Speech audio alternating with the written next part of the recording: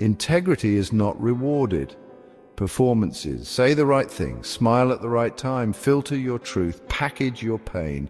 Do it well enough and no one will ever know how lost you feel. I once met a man who said he hadn't cried in 20 years. He wore it like a badge. You could almost hear the glass behind his smile. This is James.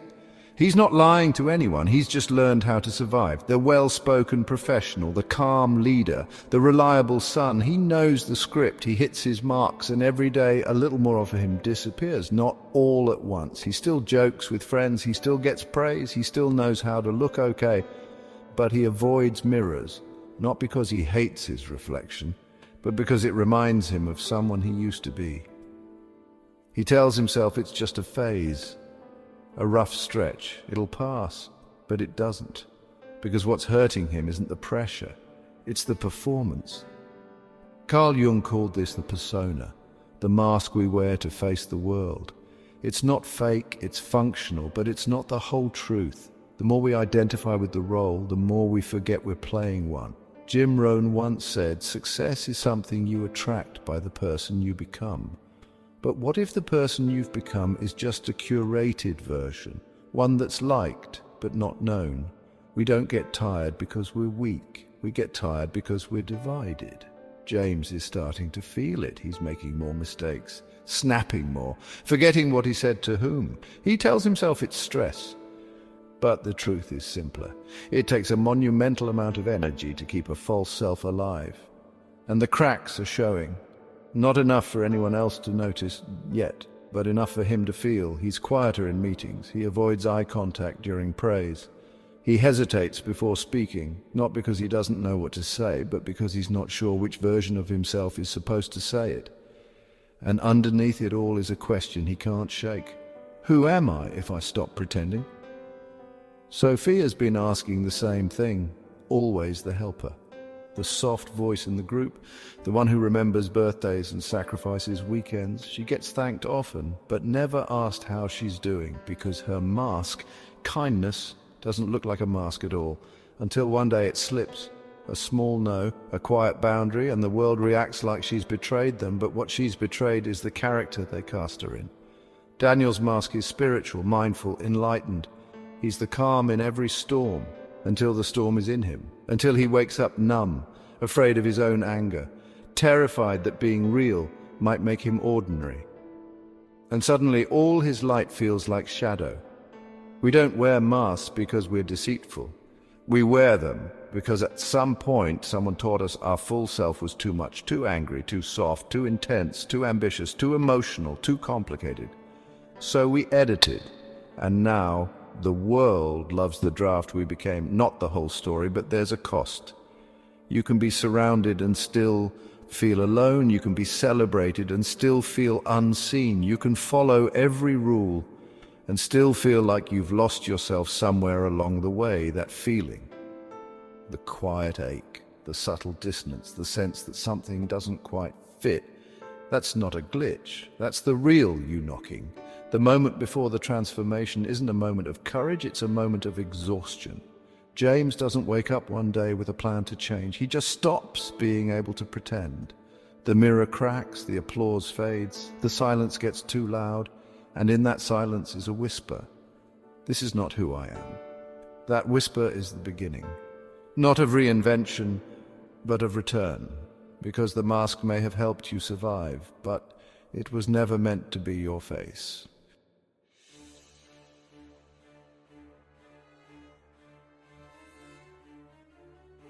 We spend our lives trying to be good, polite, peaceful, patient, productive. We call it discipline, character, growth.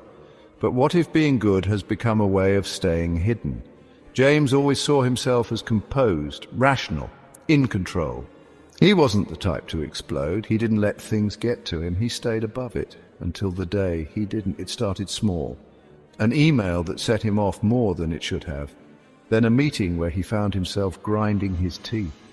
Then, one night, yelling at someone he loved over something trivial, and the moment it happened, he froze, shocked, ashamed. "That's not me," he said, but it was. It was the part of him he'd spent years suppressing, The rage, the fear, the resentment, all the feelings that didn't fit the role, the ones that lived in the dark, the ones he thought he'd outgrown. Carl Jung called this the shadow, the parts of us we reject, disown, or repress in order to maintain the image. And he warned, until you make the unconscious conscious, it will direct your life and you will call it fate. The shadow isn't what makes you bad, it's what makes you real. It's the jealousy you bury, the anger you swallow, the grief you never grieved, the power you downplay, the desire you deny. And the longer you hide it, the more it hides inside everything you do. Projection is the shadow's favorite disguise. You see in others what you won't face in yourself. That arrogant co-worker, that selfish friend, that needy partner, all mirrors, all messengers.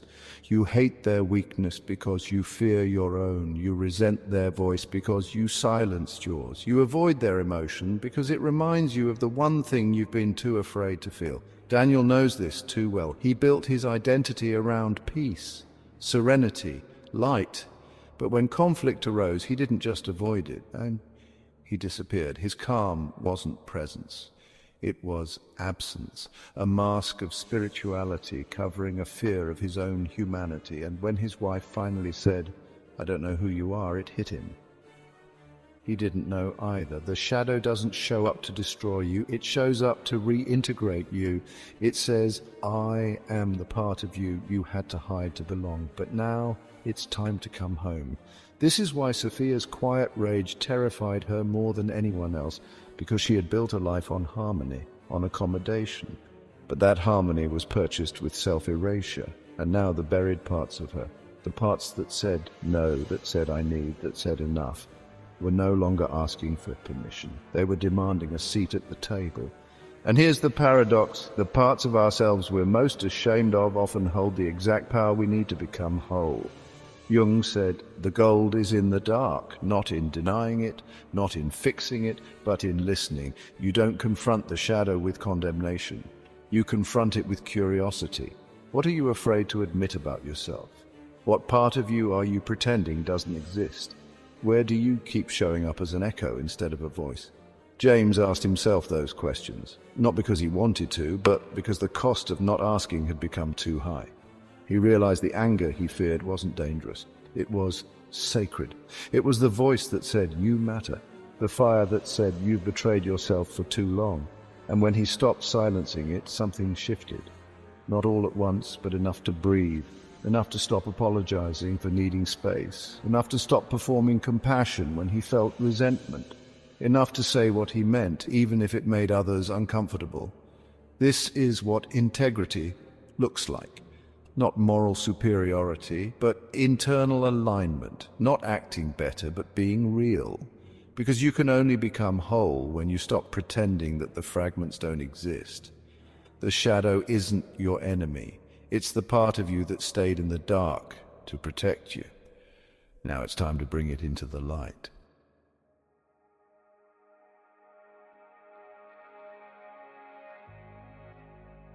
There's a moment when the performance stops working. You've done everything right. You've kept the image polished, your voice calm, your record clean, but inside, something begins to rot. Not loudly, quietly. The smile doesn't reach your eyes. The compliments start to sting. You begin to dread the version of yourself that everyone else seems to love. James reached that moment at 2:37 a.m. on a Tuesday. Wide awake, staring at the ceiling in the dark, not because of stress, not because of crisis, but because he no longer recognized the man he was pretending to be. The mirror doesn't break in a single crash. It cracks slowly, 1,000 micro fractures, all hidden under the surface, until one day something small becomes the final straw. For James, it was a conversation with his daughter. She asked why he never smiled for real, and in that instant, everything shattered. Carl Jung said, there is no coming to consciousness without pain. That moment of fracture, of breakage, it's not a malfunction, it's a message. And the self is trying to be born, but birth is violent, and becoming whole is not a gentle process. The persona, the curated self you've shown to the world, begins to split. And what seeps through the cracks is the part of you you've ignored, avoided, downplayed, the part that doesn't care what's marketable, the part that doesn't care what's expected. James didn't collapse dramatically. He just stopped. He sat on the edge of the bed and realized he couldn't do it anymore. Couldn't pretend, couldn't push through, couldn't keep playing a part in a story he didn't believe in. This is what Jung called the night sea journey. The descent into the unconscious. It feels like breakdown, like failure, like everything falling apart, but in truth, it's the beginning of wholeness. Most people never get here because we're trained to outrun it, to upgrade the mask, to seek a new role, a new goal, a new audience, anything to avoid the stillness of self-confrontation. But those who stay in the silence long enough begin to hear something else. Not the noise of shame, not the echoes of expectation, but the faint voice beneath it all, the one that's been waiting for decades to be heard. Etty Hillesum, a Jewish woman in Nazi-occupied Holland, understood this silence better than most. Surrounded by brutality, she turned inward. She wrote in her diary, "Each of us must turn inward and destroy in himself all that he thinks he ought to destroy in others."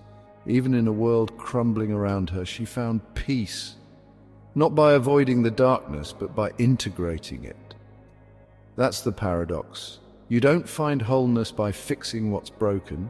You find it by including what's broken, by allowing the parts you rejected to have a place at the table. Jung wrote, "The gold is in the dark, but only those who dare to enter the cave get to discover it."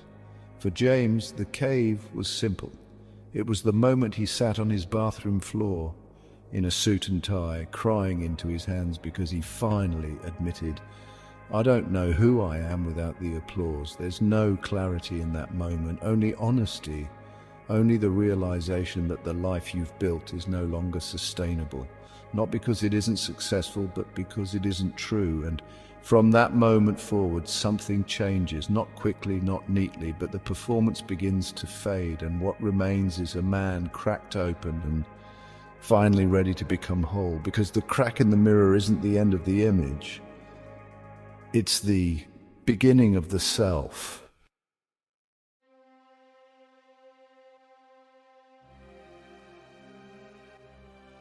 Wholeness sounds beautiful, but becoming whole will break you. Not because you're flawed, but because you've built a life on only half of who you are, and now the other half wants to live. James didn't set out to transform. He didn't have a plan. He just couldn't go on the way he was. The mask was too heavy, the shadow too loud. So he stopped running, but when you stop running, the shadow catches up, and when it does, it doesn't ask permission. It wrestles you. That's what happened to Jacob in the ancient story. Alone at night, he was confronted by a mysterious figure. They fought until dawn, and when it ended, he walked away limping, changed forever. He was no longer who he'd been. He was renamed, transformed. This is what it feels like to face yourself. Not metaphorically, not intellectually, but viscerally. The ego doesn't surrender with ease. It bargains, it justifies, it clings, it tells you that you're too mature for this, that you've already done the work, that you're fine. But the shadow is patient. It doesn't want to punish you. It wants to be known. For James, that meant confronting everything he'd buried under strategy, under smiles, under spreadsheets, the anger, the fear, the grief, the dreams he gave up, the needs he minimized, the truths he never voiced. At first he thought doing the work meant fixing those things. He journaled, he meditated, he read all the right books. But nothing changed, because shadow work isn't about fixing, it's about witnessing. It's about sitting with the uncomfortable parts of yourself without trying to exile them. It's about hearing your anger say, "I've been protecting you," letting your sadness say, "You left me behind," allowing your fear to whisper, "You never let me speak." The path to integrity is not paved with improvement, it's paved with inclusion. That's the hardest part, not confessing your flaws, but claiming them, not resolving your darkness, but realizing it belongs. Sophia reached this point too.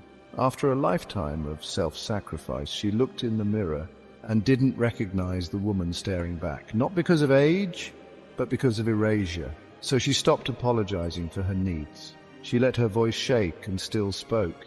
She said no, not to be defiant, but to be honest, and in doing so, she re-entered her own life. Daniel did the same. He let go of being the serene one. He let the anger come. He let himself feel what he'd spent years avoiding. And when he did, he discovered that authenticity is more peaceful than pretending to be peaceful. Jung said wholeness is not achieved by cutting off a portion of one's being, but by integration. This is what James learned, that the truth doesn't always feel good, but it always sets you free. He started speaking differently, walking differently, not because he became someone new, but because he stopped hiding who he was. And yes, it came with loss. Some people preferred the mask, some walked away, but for the first time, James didn't follow them. Because once you've wrestled the angel, once you've stood in the dark and refused to flinch, you no longer need others to validate your light. You become the kind of person who doesn't need to be admired. You become someone who can be trusted, not because you're perfect, but because you're integrated. That's integrity, not a posture, not a principle, a person, whole, seen, real.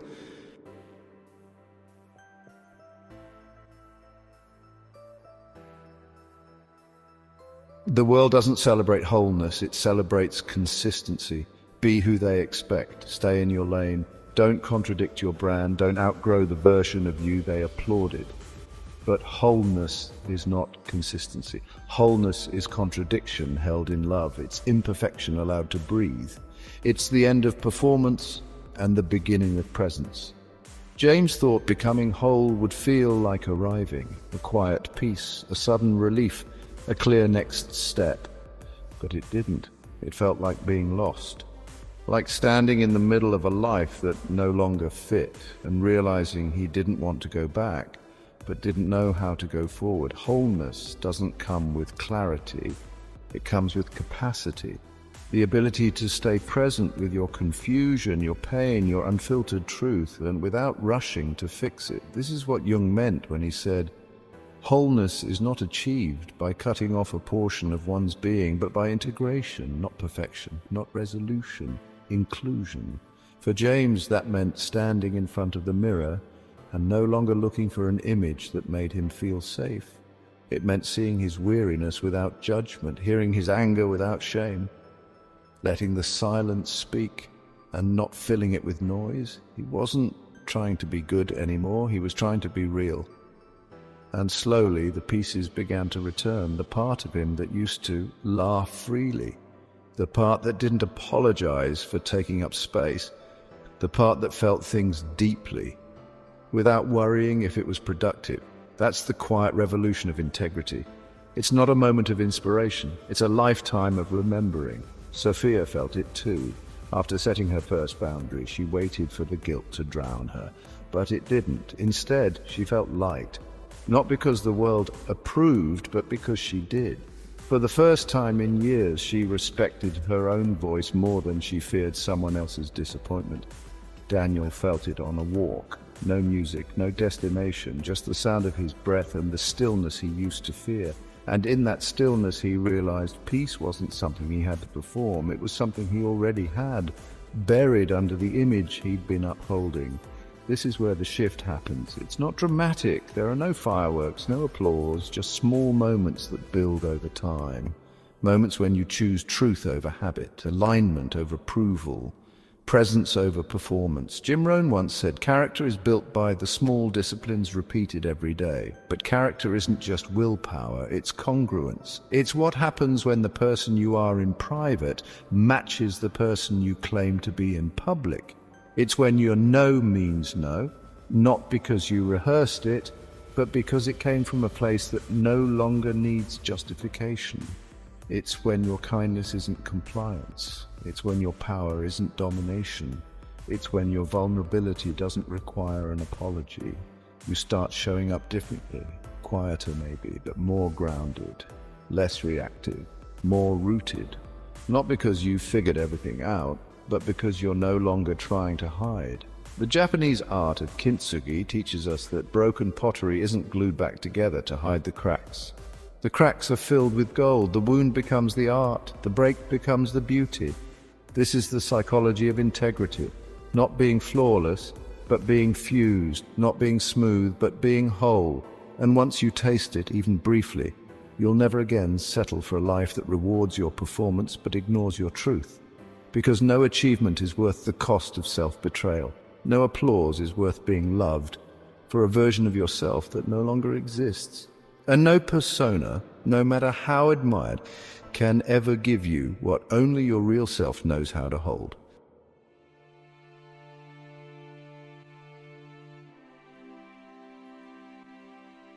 You already know. You know what part of you've been hiding. You know which truth is stuck in your throat. You know what you've edited for the sake of comfort, approval, survival. This isn't about learning something new, it's about remembering something ancient, the part of you that was whole before you were told to divide, before you were taught which emotions were acceptable, which identities were safe, which truths were too heavy to speak. Carl Jung called wholeness the true aim of the self. The integration of all that is broken, buried, silenced, and split. And he said the privilege of a lifetime is to become who you truly are. But what he didn't say is that privilege comes at a cost, because when you stop performing, some people will leave. When you stop pleasing, some expectations will shatter. When you stop being predictable, some approval will vanish, but so will the shame, so will the self-erasure.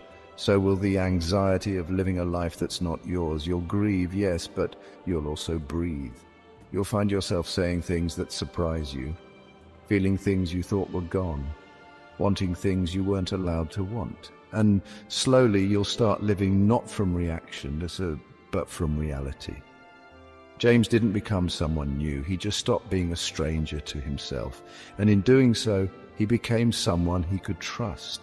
Someone who could sit in silence without shame, someone who could speak the truth, even when his voice trembled. Sophia now cries without apologizing. Daniel now rests without guilt, and none of them are trying to be healed. They're just being whole. So here's the invitation, not to become better, not to chase worth, but to stop hiding, to remove the last mask, to let the shadows speak, to let the cracked places shine, to stop curating a life and start inhabiting one. This isn't a motivational speech. This is a homecoming. And if something broke open in you while listening, don't run from it.